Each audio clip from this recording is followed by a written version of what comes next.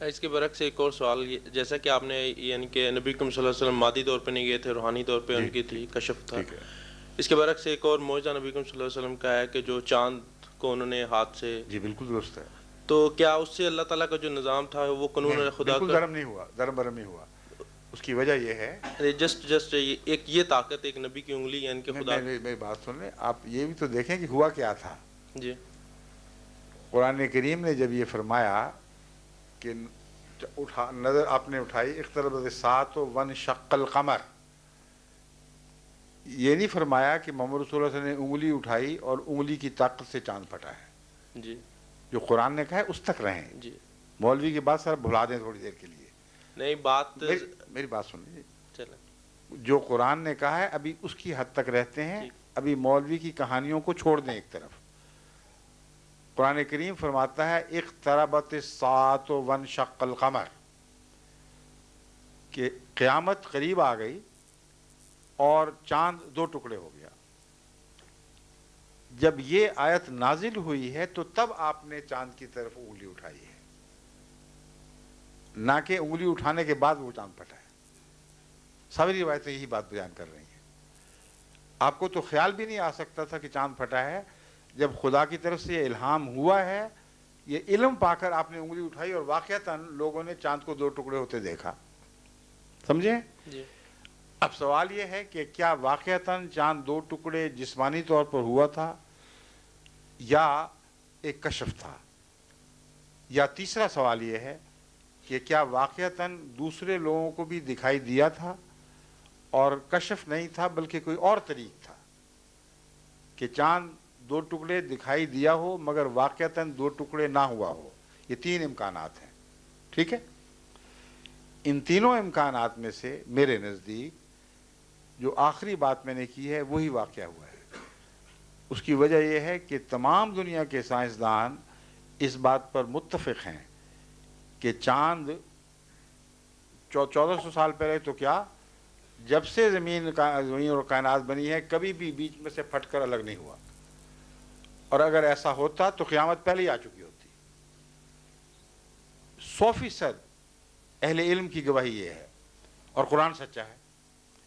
اس لیے وہ تعبیر قرآن کی کرنی پڑے گی جس سے اہل علم کو مجبور کریں کہ قرآن کی گواہی کو مانیں اور کائنات میں رکھنا نہ مانے اس کے باوجود ثابت کیا جا سکتا ہو. بس اس پہلو سے جو میں نے تحقیق کی ہے اس کی روح سے صورتحال یہ بنتی ہے کہ ایک تو حضرت مسیح علیہ السلام کی تحقیق کا خلاصہ یہ ہے کہ یہ جو واقعہ ہے یہ اہل عرب نے لازماً دیکھا ہے. اگر نہ دیکھا ہوتا تو اسی وقت قرآن کو چھوڑ کر اس کہہ دیتے کہ یہ دیکھو جھوٹ بولا اور کوئی واقعہ نہیں ہوا. بلکہ ہندوستان کے بادشاہوں اور راجوں نے بھی یہ واقعہ دیکھا اور اپنی اپنی تاریخ میں اس بات کو منضبط کیا ہے. بس چاند کے پھٹنے کو دیکھنا کسی ایک اکیلے عرب کے ساتھ، ایک ملک عرب کے ساتھ وابستہ نہیں، دوسرے ملکوں نے بھی اس کی تائید میں گواہی دی ہے. اور دو ہی ملک ہیں جن کی گواہی ہے، ایک عرب کی اور ایک ہندوستان کی. ٹھیک ہے. جی ان دو ملکوں سے ضرور تعلق ہے چاند کا، اور باقی جگہ دنیا میں کہیں گواہی نہیں ملتی. جو اہل علم اعتراض کرتے ہیں وہ یہ بھی کرتے ہیں کہ چاند نے اگر پھٹنا تھا تو کیا صرف عرب کو دکھائی دیا، صرف ہندوستان کو دکھائی دیا، باقی ساری دنیا کو کیوں دکھائی نہیں دیا؟ کیوں لوگوں نے ریکارڈ نہیں کیا یہ واقعہ؟ اور سائنس کی روح سے ویسے بھی ناممکن ہے. تو اب میں آپ کو دوسرا حل بتاتا ہوں. انہی سائنسدانوں نے یہ بات ثابت کر دی ہے تحقیق کے دوران کہ ڈائناسورس جو کسی وقت اس دنیا کے مالک تھے اور ساری سطح زمین پر چھائے ہوئے تھے، ان کی موت ایک ایسے واقعہ سے ہوئی ہے جس کے نتیجے میں زمین کے بیچوں بیچ شمال سے جنوب تک ایک بادل اٹھا ہے اور اس نے دور دور تک جو کو بھر دیا، اور ایک لمبے عرصے تک اس بادل کے اثر کی وجہ سے جو خوراک کا نظام تھا وہ درم برم ہو گیا اور ڈائناسورز بھوکے مر گئے تھے. اب جو بادل ابھی بھی آج کل کی جو نئی تحقیق ہے، یہ میں مضامین پڑھتا رہتا ہوں، ابھی کچھ عرصہ پہلے میں نے ایک رسالے میں مضمون پڑھا اور میں حیران رہ گیا دیکھ کر کہ انہوں نے وہ لکیر اور اس کے آثار باقیہ دریافت کر لیے ہیں، کیونکہ چاند سے ایک بہت بڑا میٹیور گرا تھا جس میں ایریڈیم میٹل شامل تھی اور بعض مولیبڈینم وغیرہ بعض ایسی ریئر میٹل شامل تھیں کہ جو ابھی تک اس لائن پر موجود ہیں، اور اس علاقے کے پانی کا زمین تک اگر آپ تجزیہ کریں تو اس گرنے والے بہت عظیم آسمان کے ٹکڑے کا آج تک نشان موجود ہے۔ اب جب چاند کی سطح پر بمبارڈمنٹ ہو رہی ہے میٹیورز کی، اگر ایک بڑا میٹیور وہاں گرے تو ہرگز بعید نہیں کہ خاک کا ایک ایسا طوفان اٹھے جو زمین سے دیکھنے والے کو یہ دکھائے کہ گویا چاند دو ٹکڑے ہو گئے۔ اور اس واقعہ کو جو میں نے زمین کا واقعہ بیان کیا، اس کو اگر چاند سے آپ دیکھیں گے تو دیکھنے والا یہی سمجھے گا کہ زمین دو ٹکڑے ہو گئی ہے، مگر زمین دو ٹکڑے ہو کر جلدی نہیں ملی۔ چاند سے جو گرد و غبار اٹھتی ہے وہ ایک دم اٹھتی ہے اور ایک دم ہی بیٹھ جاتی ہے، لمبا عرصہ نہیں لیتی۔ آپ کے لاجک کے مطابق کہ جو خدا اللہ تعالیٰ ہے وہ جو سائنس کے جو نظام ہے اس کے تابع ہے کہ ایسے برتر ہے؟ سائنس کا نظام اللہ کے تابع ہے، اللہ کے تابع۔ بالکل۔ تو اس لیے کیونکہ اللہ اپنے تابع نظام کو جس کو اس نے خود بنایا ہو اس کو جاہلانہ طور پر توڑا نہیں کرتا۔ تو یہی تو سائنس کہتی ہے کہ انسان جو ہے وہ آج سے کروڑ سال پہلے کسی ایسے کوئی تجربہ، جیسے لوئک پاسچر کا ایک سائنس کا ذکر آتا ہے کہ آج سے اتنے سال پہلے ہارمونز، تو پھر اور بات کرتا تھا، مگر میری بات سن لیں نہیں، آپ، ارتقاء کی بات کر میں رہے نے ہیں، لوئک پاسچر کا پڑھا اس لیے ذکر ڈاروین کی بات کر رہے ہیں شاید۔ ہاں وہی بات کر رہے ہیں۔ قرآن کریم خود ارتقاء کو ثابت کرتا ہے، تو جھٹلا کہاں رہا ہے قرآن کریم؟ تو میرا مطلب پھر حضرت آدم علیہ السلام کو اللہ تعالیٰ نے کیسے؟ آدم علیہ السلام 5000 سال پہلے یا 6000 سال پہلے نہیں پیدا ہوئے، اس سے پہلے انسان موجود تھے، اور قرآن کریم نے کہیں بھی نہیں لکھا کہ آدم پہلا انسان تھا۔ اللہ تعالیٰ نے تو آدم کو ہرگز نہ پہلا انسان لکھا، نہ انکار کیا کہ اس سے پہلے کوئی مخلوق موجود تھی، بلکہ آدم وہ پہلا نبی ہے جس کی اطاعت بنی نوع انسان پر فرض کی گئی تھی، اور اس پہلو سے اس سے پہلے انسان موجود تو تھے مگر لامذہب تھے۔ تو اگر آپ نے احمدیت کو سمجھنا ہے تو یہ نہ خیال کریں کہ نعوذ باللہ من ذالک ہم خدا کی قدرت کے مخالف ہیں، ہم خدا کی قدرت کی تائید میں یہ مجبور ہیں یہ باتیں کہنے پر، کیونکہ اگر آپ نے خدا کو ایک کہانی بنانے والے کے تصور کے مطابق دنیا کے سامنے پیش کیا تو ایسا خدا دنیا ہر جگہ رد کر دے گی۔ ہم قرآن سے وہ خدا پیش کرتے ہیں جس کو دنیا رد کر سکتی ہی نہیں۔ اس لیے احمدیت کا مزاج سمجھیں، ہم یہ کہتے ہیں، اور یہ بنیادی اصول ہے، کہ اللہ تعالیٰ نے جیسا کہ میں نے ابھی بیان کیا تھا کائنات کو ایک چیلنج کے طور پر پیش کیا ہے۔ فرمایا میری کائنات میں جو قانون ہیں وہ اسی طرح چلے آ رہے ہیں جیسے تھے، اسی طرح چلتے رہیں گے، کوئی نہیں ہے جو ان کو تبدیل کر سکے، اور اس میں کوئی رکھنا نہیں ہے۔ جب رکھنا نہیں ہے تو جب قانون توڑیں گے تو رکھنا پیدا ہوگا۔ تو اللہ کی طرف ایسی بات غیر معقول بات کہ کائنات پیدا کرے بغیر رکھنے کے اور پھر اس کے نظام کو توڑ کر اس میں رکھنا پیدا کر دے، یہ بچگانہ کہانیاں ہیں، قرآن اور اسلام سے ان کا کوئی تعلق نہیں ہے۔ بس میں جو آپ کے سامنے مضامین پیش کر رہا ہوں یہ قرآن کی تائید میں ہے، نہ کہ اس کے مخالف ہیں۔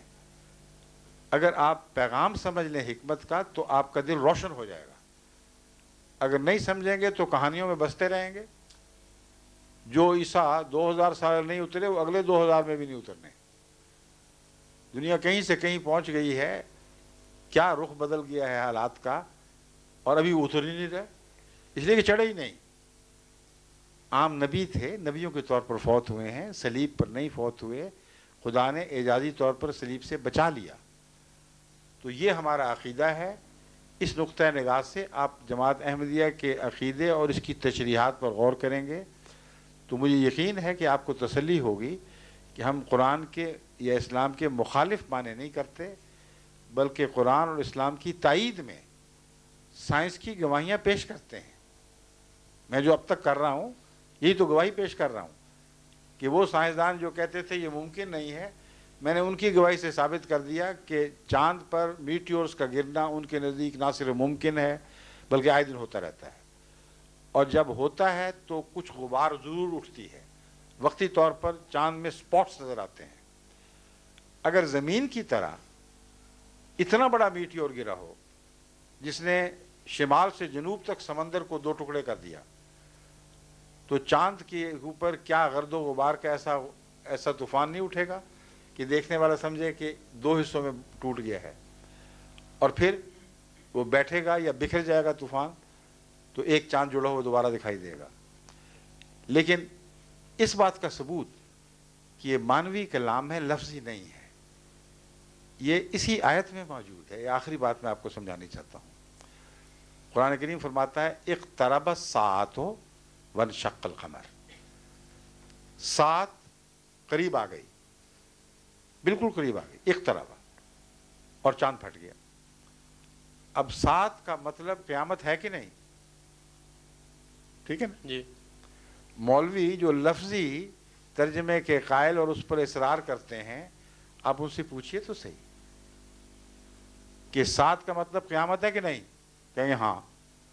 ان کو کہو تو پھر قرآن نعوذ باللہ جھوٹا ہے، کیونکہ قرآن تو کہتا ہے چاند کے پھٹنے کے ساتھ ہی قیامت آ جانی چاہیے تھی. کہاں آئی قیامت؟ 1400 سال ہو گئے ہیں، گئی کہاں وہ قیامت؟ کوئی جواب دیں تو مجھے بھی بتائیں. ایک اور سوال سر. نہیں، ایک جواب ختم ہو جائے. اس بات کا قطعی ثبوت ہے کہ لفظی ترجمے کرنے جائز نہیں ہیں.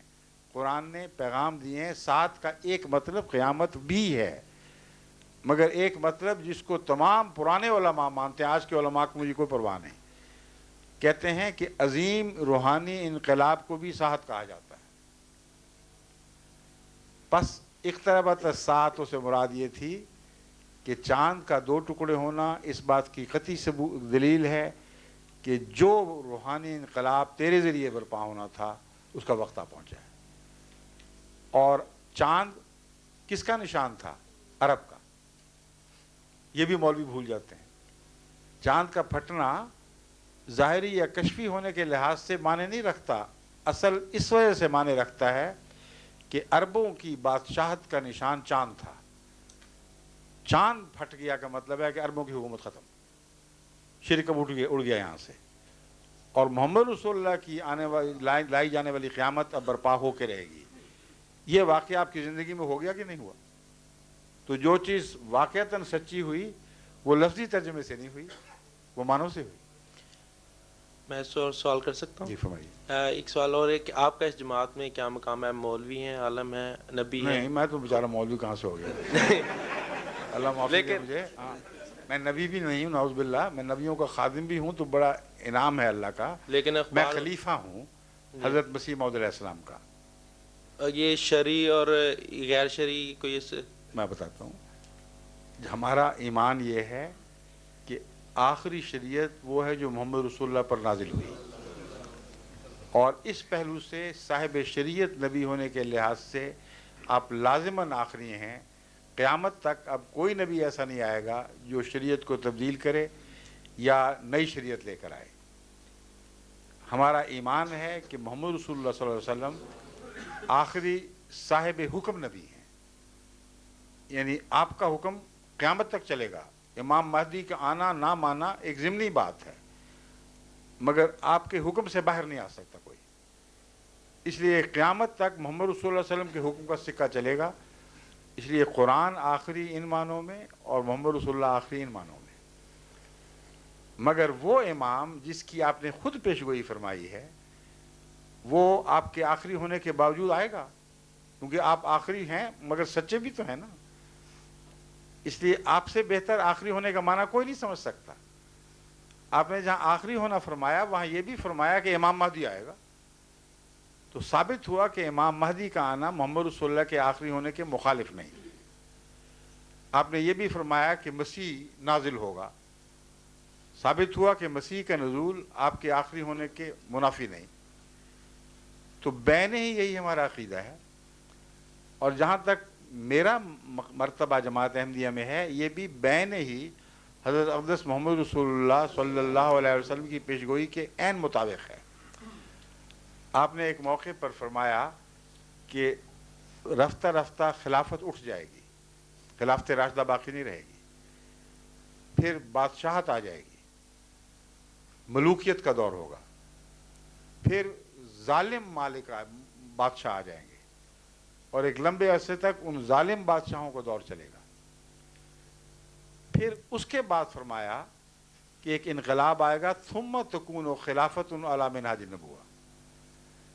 تکون خلافتن ہے، یہ تکون خلافتن ہے، اس میں جو کانا ہے وہ تامہ ہے یا ناقص ہے؟ جی خلافتن چاہیے نا، وہی میں نے پڑھا۔ ثم تکون خلافتن علی منہاج النبوہ، یعنی جب یہ ملوکیت کا دور بھی ختم ہوگا، ظالم بادشاہ بھی آ کے گزر جائیں گے، آخر پر پھر جا کر خدا تعالیٰ دوبارہ خلافت کو قائم فرمائے گا۔ بس ہم اس مضمون کو امام مہدی کی پیشگوئی سے ملا کر پڑھتے ہیں۔ کوئی خلافت قائم ہو ہی نہیں سکتی جب تک کہ اللہ تعالیٰ کی طرف سے کوئی نبی نہ آئے، اور اگر وہ امتی نبی ہے تو امتی نبی کی خلافت ہوگی۔ یہ ایک قطعی لازمی نتیجہ نکلتا ہے۔ بس ہمارے نزدیک حضرت امام مہدی کوئی نئی شریعت لے کر آنے والے نہیں تھے، آزاد نبی نہیں تھے، مگر امتی نبی تھے۔ ہمارے نزدیک حضرت عیسیٰ جن کا نام لیا جاتا ہے، پرانے عیسیٰ نے نہیں آنا، وہ تو بنی اسرائیل کا رسول تھے۔ وہ عیسیٰ جو امت محمدیہ میں پیدا ہوگا اس نے آنا ہے، اور اس کے متعلق رسول اللہ صلی اللہ علیہ وسلم نے فرمایا ہے وہ نبی اللہ ہوگا۔ مولویوں سے پوچھ لیں، وہ سارے تائید کریں گے اس بات کی۔ مگر فرق کیا ہے؟ وہ کہتے ہیں پرانا عیسیٰ نبی اللہ دوبارہ آئے گا، ہم کہتے ہیں محمد رسول اللہ کی امت میں آپ کے تابع، آپ کی شریعت کا غلام، آپ کے لفظ کا غلام ایک ایسا شخص پیدا ہوگا جس کو اللہ تعالیٰ عیسیٰ کا لقب دے گا، مہدی کا لقب دے گا، اور وہ جب گزر جائے گا تو اس کے بعد پھر اس خلافت جاری ہوگی جیسا کہ پیشگوئی میں ہے۔ تو یہ وہ میرا مقام ہے جو آپ نے پوچھا ہے، خلافت علی منہاج النبوہ، یہ لفظ رسول اللہ صلی اللہ علیہ وسلم کے ہیں۔ یہ حدیث میں، قرآن میں، یہ حدیث میں رسول اللہ صلی اللہ علیہ وسلم کے الفاظ تو حدیث میں آنے ہیں، چلے، شکریہ سر۔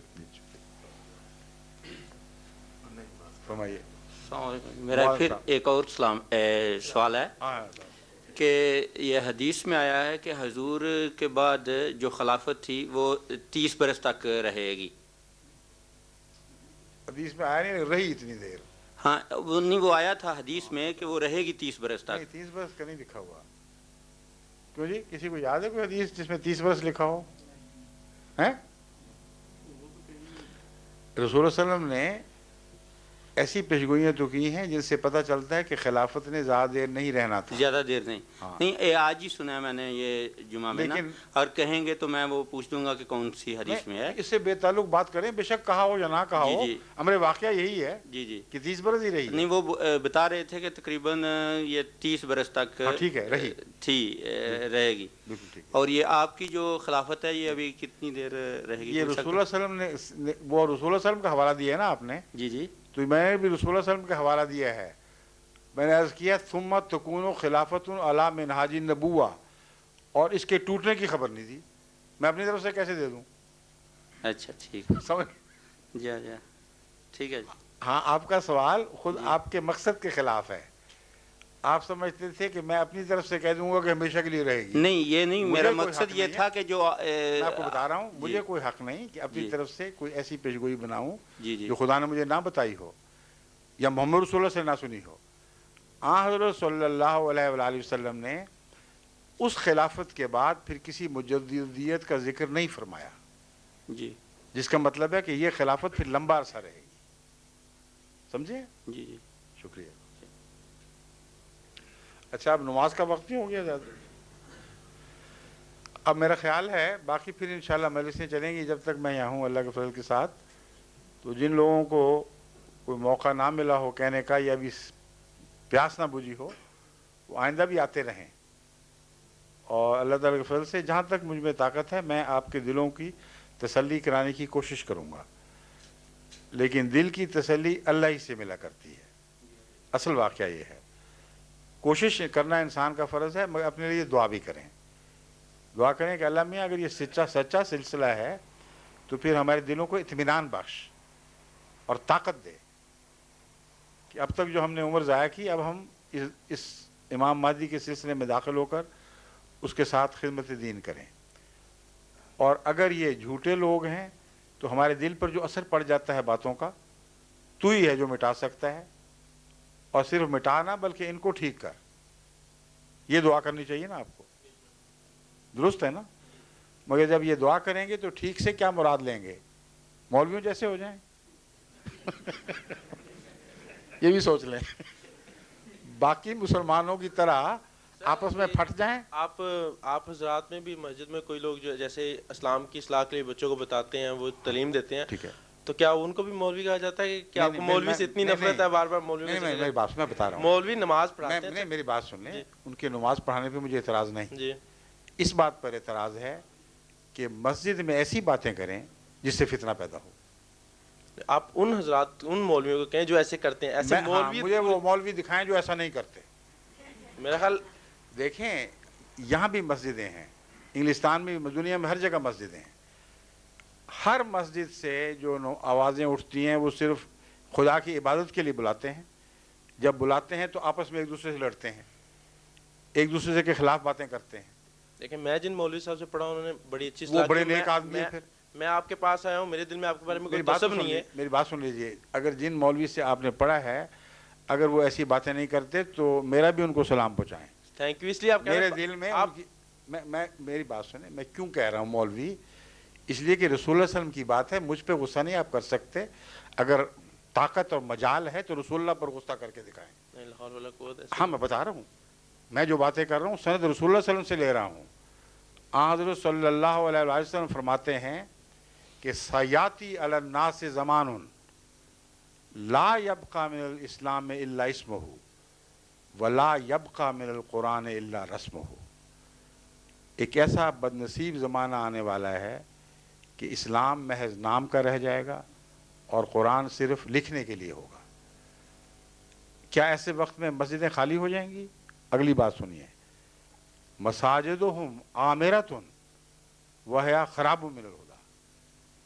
مسجدیں جن کی آپ بات کر رہے ہیں فرمایا بھری ہوئی ہوں گی مگر ہدایت سے خالی ہوں. کیوں ہدایت سے خالی ہوں گی؟ اب جو مولوی کے متعلق میں بات کرتا ہوں آپ کو بہت غصہ آتا ہے، مگر رسول اللہ صلی اللہ علیہ وسلم پہ غصہ کر کے دکھا دیں مجھے. فرماتے ہیں علماؤہم شر من تحت عدیم السماء.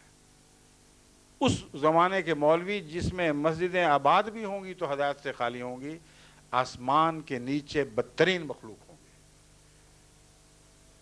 منہم تخرج الفتنۃ وفیہم تعود.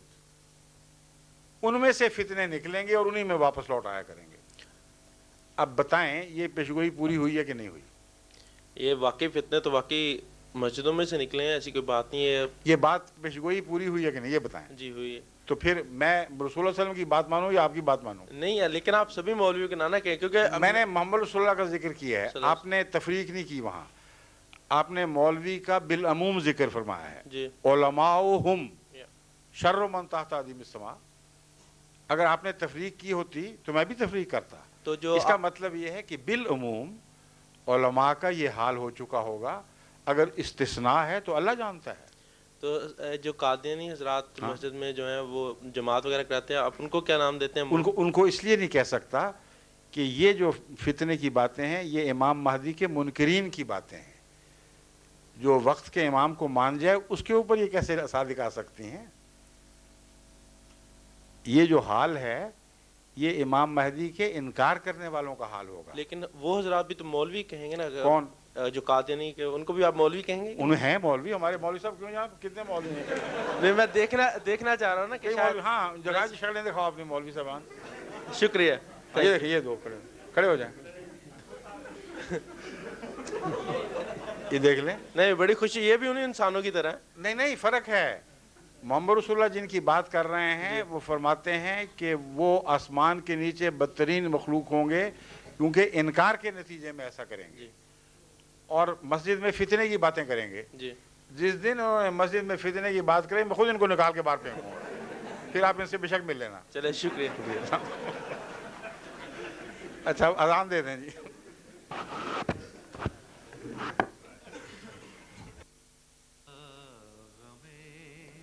اس پروگرام میں شامل سوالات پر تبصرہ یا مزید معلومات حاصل کرنے کے لیے ناظرین ہمیں 0208-870-0684 پر اور برطانیہ سے باہر رہنے والے ناظرین 442088700684 پر اپنے فیکس بھیج سکتے ہیں.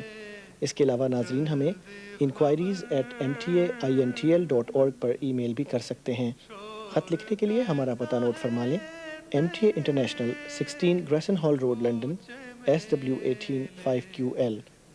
ناظرین MTA انٹرنیشنل کی یہ نشریات ہماری ویب سائٹ alislam.org/MTA پر بھی دیکھی جا سکتی ہیں.